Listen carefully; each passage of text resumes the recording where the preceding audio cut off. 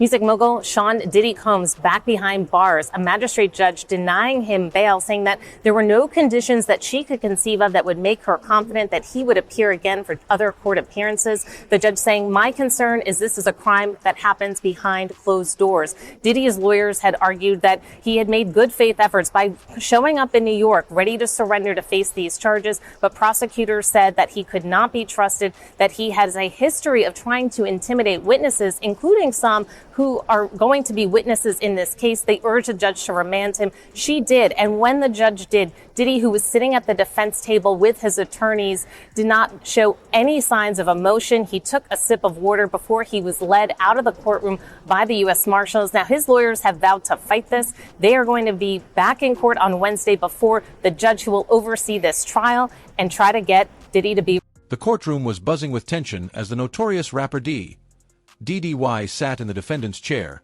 his signature sunglasses perched defiantly on his nose.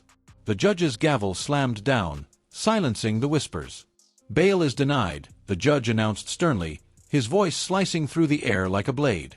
DIDDY's jaw tightened as his legal team exchanged panicked glances. Hip-hop mogul Sean "Diddy" Combs will try for the third time to get bail today while he awaits trial on sex trafficking and racketeering charges. Scripps News national correspondent Alex Miller is live in New York City, where this hearing happened earlier today. Alex, there was already a hearing earlier this week looking at notes taken out of Sean Combs' cell. How could that impact his chances at bail? His team says that raiding his cell, monitoring his calls, is not allowed and not fair to allow him to prep for a trial. You know, it'll be interesting to see if this ends up happening. We just got out of this hearing nearly 2 hours long, and they only talked about these notes at the very beginning. They discussed essentially whether or not they said the word legal on them. And there was a bit of a discrepancy from the defense. Essentially, they backtracked on this even just a little bit. Essentially, he has these binders, legal pads that, according to the photographs from the raid on his cell, did not say the word legal. All of a sudden, now they do. And the defense couldn't exactly say when the word legal was written. And that matters because if it said legal on any of these notes, that is part of attorney-client privilege. Those are things that should not have been taken out of his cell. So there is a big question about that. But Nate, the bigger issue here now is he going to get out? As of tonight, he is still going back to his jail cell. But next week, we will know whether or not he is going to be able to get out until his trial. So the big discussion here, according to the government, is can they trust him? He has proposed a whole laundry list of things that he's willing to do if they'll let him out. Things like 24/7 security, things like not speaking to anybody, not having internet access, phone access, unless it's through this 24/7 security company. But the government and pretrial services, who is separate from the prosecution, they're not buying it. They're saying that they cannot trust Sean Combs to not follow the law or to not follow the rules that he has even set out for himself. They say because he's already broken the rules that the Bureau of Prisons and his own counsel have laid out for him within a jail cell. So they're essentially saying if he can't do it there, how could he do it in the comfort of an apartment? They had tried to get him released to Star Island, his home on Star Island right in Miami, because it's an island and there's a dock there. The judge immediately said absolutely not, because in theory he could, escape that way. Are you kidding me? DIDDY exploded, rising from his seat. The courtroom collectively gasped. His voice echoed against the wood-paneled walls, a mix of disbelief and fury. Security guards shifted uneasily, ready to intervene. The judge fixed DIDDY with a cold stare, unflinching in the face of his outburst. Flight risk, but that is a concern. So what his defense team has now proposed instead is bringing him to an Upper East Side apartment, a 3-bedroom apartment, where they say they would have 2 security guards inside of his apartment at all times, 1 downstairs. Again, the judge has not really said whether or not he is keen on this. He didn't really disclose if he's leaning one way or another, but he did ask a lot of questions about what that would look like. Again, the government not buying it, as well as pretrial services, which is the organization, the department that would have to make sure that everything was on the up and up. Yeah, Alex, I wonder also, whether there was discussion of that now infamous video back from 2016 of Combs beating his girlfriend at the time, Cassie, entertainer. Did that get discussed at all in the hearing today? It did, because the defense is saying that the prosecution basically took the video that CNN originally published and gave it to the judge in that exact form, which is that it was edited down and they say out of order. They say essentially that the video ends with Cassie being dragged back to the room. They say that's not how it happened. They say it's important to know that that is not how it happened. But according to the defense, they say, or according to the government, rather, they say it doesn't really matter because what you can see is what happened there. Her getting beaten up, her getting kicked, all of these violent things in nature. And what I don't think has been reported enough is that the allegation here isn't just that it was a squabble between the two of them, that what the defense calls a lover's quarrel, but that inside the hotel room down the hallway, that there was a male sex worker there that was part of these freak-offs. So it's not just about the abuse that happened in the hallway, but the prosecution wants to bring this into evidence because of what was actually happening inside of that hotel room. Now, the defense maintains that that wasn't the case. They maintain that the fight actually happened because he was just trying to get his phone and clothing back. But even still, this video was even used today in the discussion about how violent they believe Sean Combs is and why he cannot be released on bail. Yeah, Alex, I read about 90% politics all day long, but I mean, this is one of the stories that, breaks through, especially coming from the entertainment industry. Such a big entertainer for such a long time. Safe to say that this story not going anywhere anytime soon. National correspondent Alex Miller live in New York. The judge leaned forward, his expression steely. "Sit down, Mr. D. DDY," he commanded, his tone leaving no room for argument. DDY's lawyer tugged at his sleeve, whispering urgently, "But DDY yanked his arm away, his gaze locked on the judge. The rapper's rebellion was palpable, an inferno ready to ignite. This is Michael Moore. Michael's with me now. Let's just deal with if you will, the logistics before we turn to the gravamen. The refusal of bail in these circumstances, bearing in mind he'd flown to New York to turn himself in, so he was preempted by the police. Are you surprised that he was refused bail? Well, I'm glad to be with you. I'm not surprised at all. I mean, the nature of these charges are so serious, the allegations are so serious, that it's not surprising that this hearing he was denied bail. The judge has to look at things like whether or not he could be expected to return to court. Does he have the manner and means to perhaps evade law enforcement and not appear? Is he a flight risk, in other words? And so I think at this point, the judge has decided that the fact that he was doing these acts in secret did not obviously lend much to his statements that he will be open and available. So I'm not surprised at all. But again, we will see what the district judge now does since the case has been, or the decision has been at least appealed up, whether or not there are some terms of bail that might make the court comfortable that he will show up for court. Now, turning to the charges themselves, they are amongst the most serious, which would involve very long periods of incarceration if convicted. But it also raises the question, if there was a plea deal at some point in the future, to plead down from these very serious charges, the lesser accepted offences would also be serious and could end up in prison. I think any plea discussion of the case, because you have such significant impact on the victims of the case, would necessitate that he be sentenced to prison in some way. I just don't think that a judge would take and place him on probation or some type of house arrest, given the allegations that were made, no matter what the plea discussions were. And remember, the prosecution and a defendant can negotiate a plea amongst themselves, but a court has the decision finally on whether or not to accept that recommendation, and ultimately has the authority to make a decision about whether or not a prison sentence is appropriate. We operate under the federal sentencing guidelines. Those give the judge some parameters to consider, things like whether or not somebody accepts responsibility, whether or not there have been an adverse impact on victims, whether or not there's been excessive fraud and deceit through the investigation of the case. Those things come into play as we talk about what might happen if there is a plea agreement that's ultimately reached. It's important to remember, besides obviously he's innocent until proven guilty at the moment, but it's also important to remember that not being a nice person, being an unnice person, if you will, is not a crime. They're going to have to prove the elements of the offences in these cases. Just because he might not be likable is not enough to get you locked up. You don't understand what this means. DIDDY roared, his hands slamming onto the table. His voice cracked with emotion as he pointed at the judge. You're ruining lives here. Mine, my family's. This isn't justice. His words hung heavy in the room, the tension almost unbearable. The indictment, the allegations we heard from the United States Attorney in New York, these are sordid details.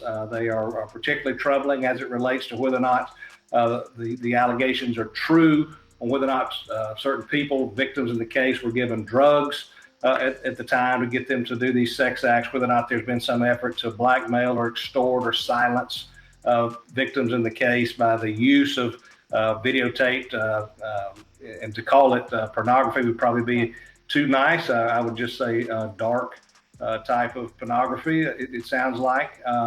These are things that a judge is going to have to consider as we go forward. Finally, back to the logistics, if you will. He was prepared to turn himself in today, so we understand. The arrest removed from him the almost right to bail. Since I was going to turn myself in, I'm entitled to bail if I'd had turned myself in. By arresting him, the prosecution removed that possibility. Well, they certainly removed the argument for him to make that he had turned himself in. It's mighty hard to, when you fly into town on a jet and you're there, to argue that there's no possible way you could be a flight risk. And that's one of the things the judge would consider. Another thing would be the nature of the charges, the allegations that were made. They spanned a long period of time. There were efforts to influence witnesses, it sounds like. At least that's been an allegation that has been made. These are all things that get put into that decision. The fact that he just would have turned himself in, that would have been in his favor. But there are so many other factors at play that it wouldn't have surprised me to see a court dig into those a little bit in making a decision whether bail would be appropriate. And at this stage, a judge has determined that bail is not appropriate. He has a right, and has done apparently so, to appeal that decision and have another hearing on it. At that time, his lawyers will have a chance to make these arguments about the efforts that he was making to cooperate and to get there. The term cooperation, frankly, sometimes gets to be a little loosey-goosey, depending on who's wanting to use the argument to their benefit. We'll talk more in the future. Order, the judge bellowed, hammering the gavel again. Security guards approached DIDDY cautiously, their hands on their belts. The rapper's defiance was unyielding, his fists clenched at his sides. For a moment, it seemed like the room might erupt into chaos. The world would shut down, okay? If I showed one of these tapes, I'm telling you right now, the whole music industry and Hollywood, it would just grind down like this. They're all going to start pointing at each other like this, and it's going to be bad. Oh, it's going to get bad, all right.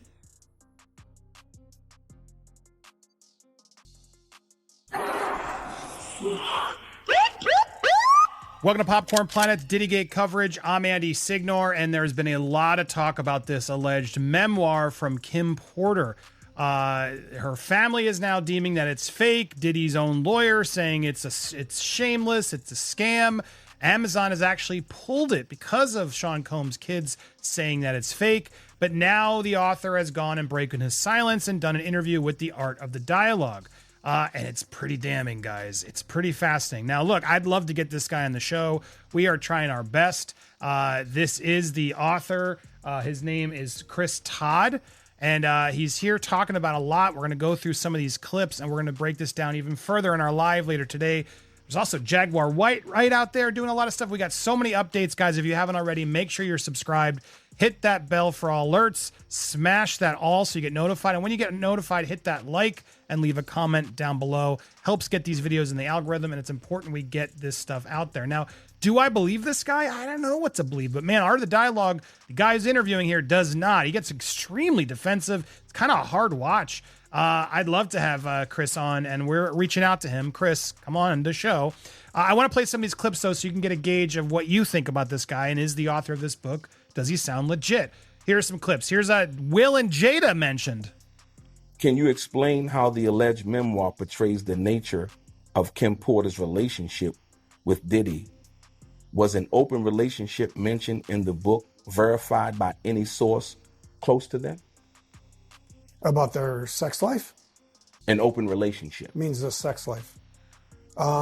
Yes, we have sources, and multiple sources said they had an open relationship, yes. She says it too, so I'm going by what she's saying. She's saying they do. And that they have threesomes with multiple celebrities. They're listed in the book. So, yes. Am I going to go to Will Smith and Jada and ask them that? No, I'm not. Okay. Okay.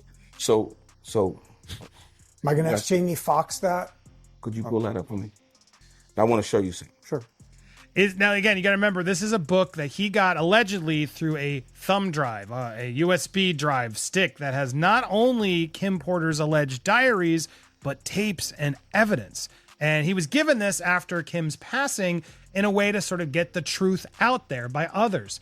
That's ultimately what this is about. Now, this guy's written some other books, other crime stories, etc., and that's ultimately, I guess, why he was selected. It's still a little confusing to me, but here's some more. Will Smith coming up again. These are serious.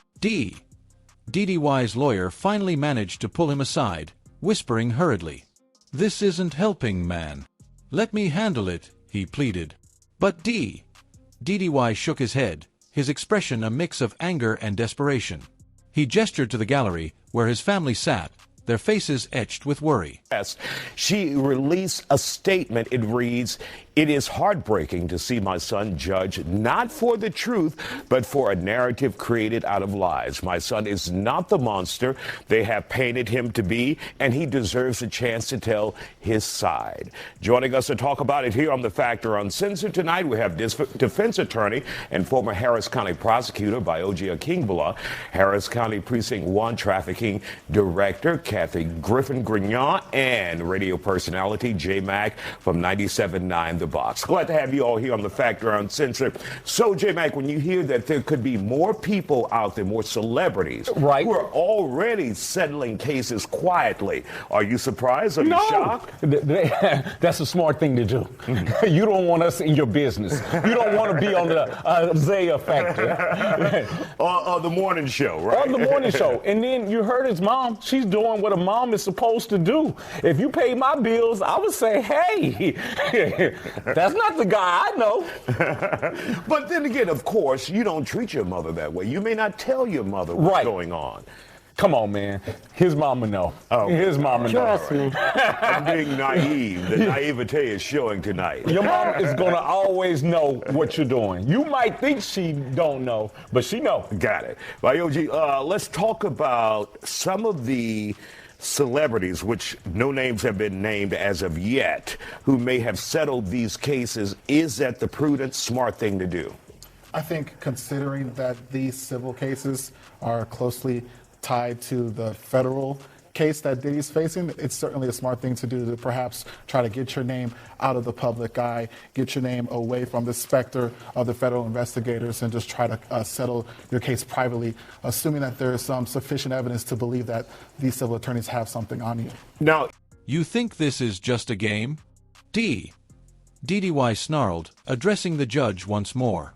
His voice trembled with suppressed rage. "I've worked my whole life to get here. You can't just take it all away because of some technicality." The judge's eyes narrowed, unimpressed by the emotional appeal. A potential defendant in one of these cases and someone suing you, Would they typically require a non-disclosure agreement to be signed once they settle it with the plaintiff or the victim in this case? You know, if I was an attorney representing one of these individuals accused, I would certainly request for that before agreeing to any out-of-court settlement. Otherwise, it kind of takes away the point of doing it out of court. It's going to end up being public. I might as well continue to fight the allegations.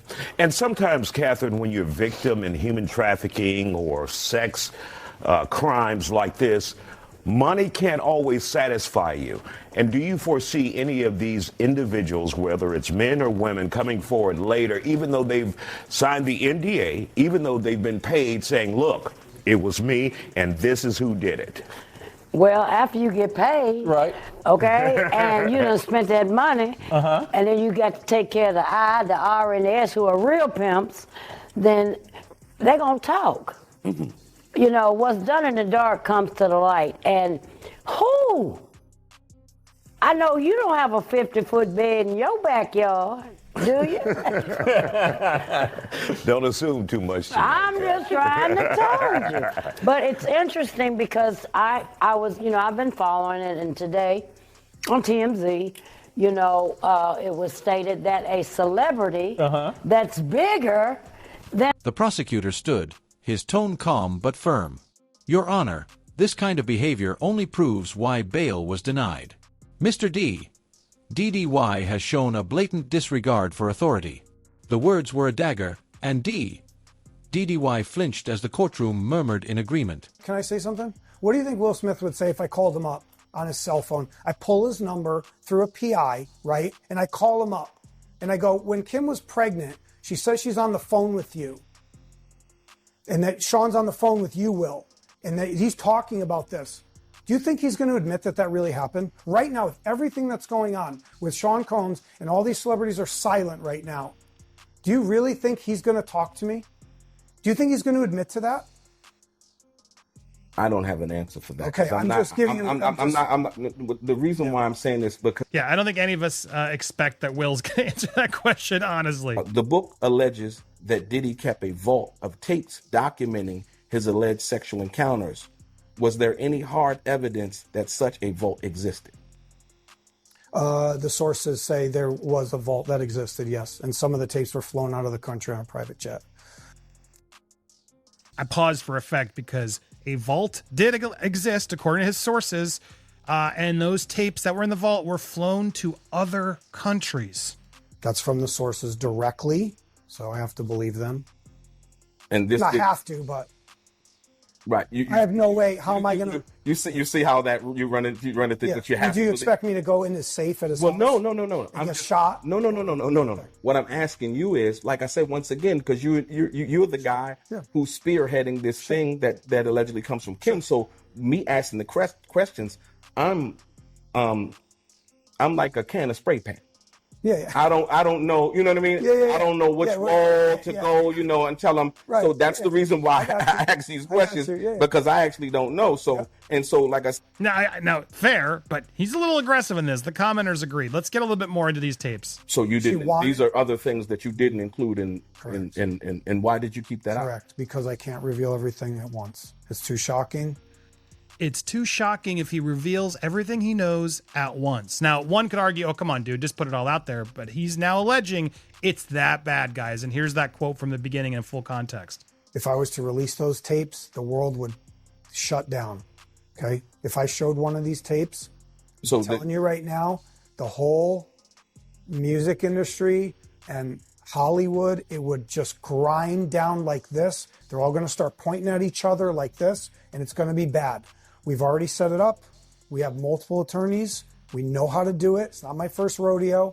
I solved the greatest murder case in history. 3 of them. I know how to do it. We're going to do it, but just going to come in pieces. And there's also ways we can, let's say, not censor it, but we can kind of soften it, right? Like the whole tape doesn't have to come out. All the tape. I don't have all the tapes. There's other people that have the tape. DDY's mother, sitting in the front row, clasped her hands tightly. Tears glistened in her eyes as she whispered a prayer. Her son's fate was being decided in front of her, and there was nothing she could do but hope. Her presence seemed to momentarily calm DDY, his gaze softening as he met her eyes. He speak after a judge denied his request for bail a second time, and the place where he's locked up now getting a lot of attention. The Metropolitan Detention Center, the only federal jail in New York City, is known for violence, poor conditions, and a string of celebrity detainees. And Diddy's attorneys want him out. NBC News' Yasmin Youssian has more. From his $48 million Miami mansion to hell on earth where chaos reigns. Just some of the words used to describe the Metropolitan Detention Center where Sean Diddy Combs is now being held without bail after pleading not guilty to sex trafficking and racketeering charges. Combs abused, threatened, and coerced victims to fulfill his sexual desires, protect his reputation, and conceal his conduct. He is not the first high-profile inmate to pass through these walls. Ghislaine Maxwell, R. Kelly, Pharma Bro, Martin Shkreli, and crypto fraudster Sam Bankman-Fried, all as they waited for their federal criminal trials, called this jail home. But the conditions of the prison are far from homey, notoriously described as, quote, dreadful, as one judge put it. Some on the bench have even moved away from sending nonviolent defendants there. In April, a group of detainees that prosecutors said were MS-13 gang members in court documents stabbed an inmate 44 times in an attack caught on camera. 2 shivs were recovered from the attack. You see them here. The victim survived. And in the last 3 years alone, 4 inmates have died by suicide. And violence is not the only issue. Accusations of medical neglect, staffing shortages, smuggling of drugs, some allegedly facilitated by employees. At least 6 staff members charged with crimes in the last 5 years, according to the AP. Some accused of accepting bribes and providing contraband. I've had clients describe NBC as hell, as the worst conditions they've been in. Lance A. Clark is a federal defense attorney who's been there many times. Now, this isn't over, DDY muttered under his breath as he reluctantly took his seat. The judge's glare bore into him, but DDY refused to look away. His confidence was shaken, but his defiance remained unbroken. The battle was far from finished. Of your well-being. Occupy the streets until they get heat. In the winter of 2019, protests over a power outage left inmates without light or heat for a week in the cold. I understand how cold it must be in those cells, and not to have any electricity, any lights, and to not be able to communicate with your family is just inhumane. The prison has about 1,200 detainees and is the only federal prison in the nation's largest city. The DOJ shut down New York City's other federal jail, the Metropolitan Correctional Center, back in 2021, 2 years after Jeffrey Epstein died by suicide there. A Bureau of Prisons spokesman telling NBC News they, quote, take seriously addressing the staffing and other challenges at MDC Brooklyn, adding the director appointed an urgent action team and they've increased staffing. MDC has historically had tremendous problems, and the problems aren't resolved. Combs' lawyers originally hoping he could await trial under house arrest at his mansion, now arguing for him to be moved to a prison in New Jersey in the lead up to this trial, citing the prison's poor conditions, violence, and deaths. On Wednesday, his lawyer said he was being held in a special housing unit with an extra level of security. The judge spoke with icy authority. Mr. DDY, this court will not tolerate further disruptions. Consider this your final warning. The tension in the room reached its peak, every eye fixed on the rapper. Even the sound of breathing seemed too loud in the suffocating silence. Hell on earth where chaos reigns. Just some of the words used to describe the Metropolitan Detention Center where Sean Diddy Combs is now being held without bail after pleading not guilty to sex trafficking and racketeering charges.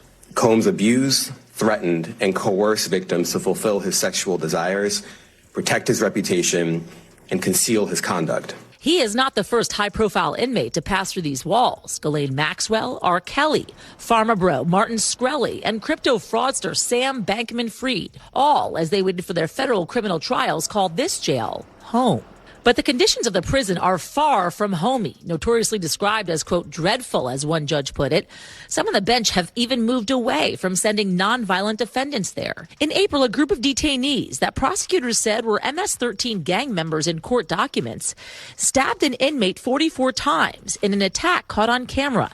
2 shivs were recovered from the attack. You see them here. The victim survived.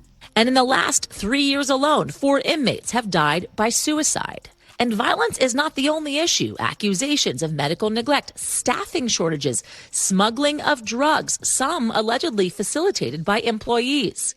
At least 6 staff members charged with crimes in the last 5 years, according to the AP. Some accused of accepting bribes and providing contraband. I've had clients describe MDC as hell, as the worst conditions they've been in. Lance A. Clark is a federal defense attorney who's been there many times. Now, if the government is going to mandate that they are responsible for your well-being, they have to ensure the safety of your well-being. Occupy the streets until they get heat.